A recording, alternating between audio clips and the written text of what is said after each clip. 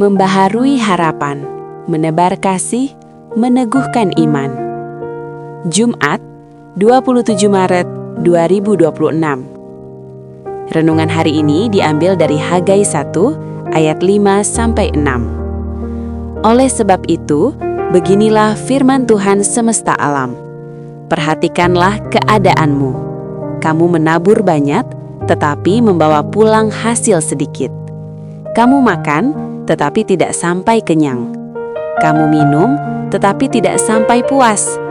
Kamu berpakaian, tetapi badanmu tidak sampai panas. Dan orang yang bekerja untuk upah, ia bekerja untuk upah yang ditaruh dalam pundi-pundi yang berlubang. Dengan tema, pundi-pundi yang berlubang.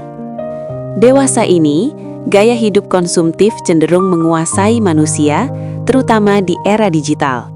Gaya hidup konsumtif adalah perilaku belanja berlebihan tanpa perencanaan, dipicu oleh kemudahan e-commerce, media sosial, dan pembayaran digital, e-wallet atau pay later.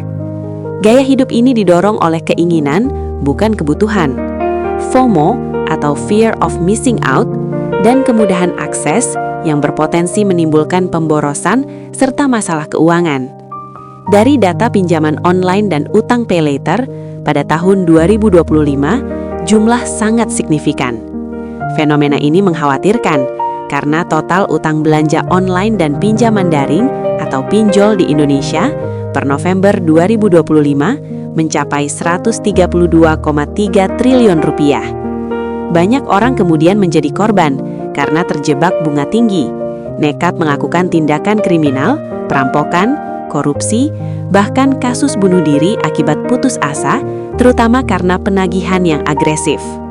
Hagai melayani sebagai nabi bagi orang Israel yang telah pulang ke Yerusalem.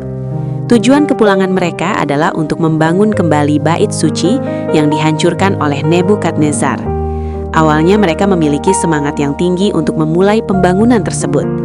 Namun, akibat tekanan dan perlawanan dari penduduk lokal, pembangunan bait suci tersebut terhenti selama kurang lebih 16 tahun. Keadaan ini membuat mereka mulai lupa akan tujuan utama dan merasa terbiasa hidup tanpa bait suci. Mereka beralih fokus pada kesejahteraan pribadi. Mereka punya waktu dan uang untuk membangun rumah mereka sendiri. Ironisnya, semakin mereka mengejar kemakmuran pribadi dan mengabaikan Tuhan, ekonomi mereka justru merosot. Terjadi kemarau, gagal panen, dan inflasi. Pundi-pundi berlubang. Sebanyak apapun yang mereka miliki, sebesar apapun keberhasilan mereka, akan seperti air yang dituang ke dalam wadah yang bocor. Sebanyak apapun yang masuk, tidak akan pernah penuh. Sahabatku, masalah bangsa Israel adalah mereka menaruh diri sendiri di pusat dan menaruh Tuhan di pinggiran.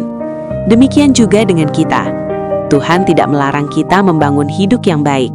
Ia hanya ingin menjadi yang terutama. Sebab saat Tuhan diutamakan, berkat-Nya yang membuat kaya tidak akan menambah susah payah di dalamnya. Mari kita berdoa. Ya Tuhan, ampuni, karena kami terlalu sibuk membangun rumah dan ambisi pribadi kami sendiri, sementara hubungan kami denganmu terabaikan. Amin.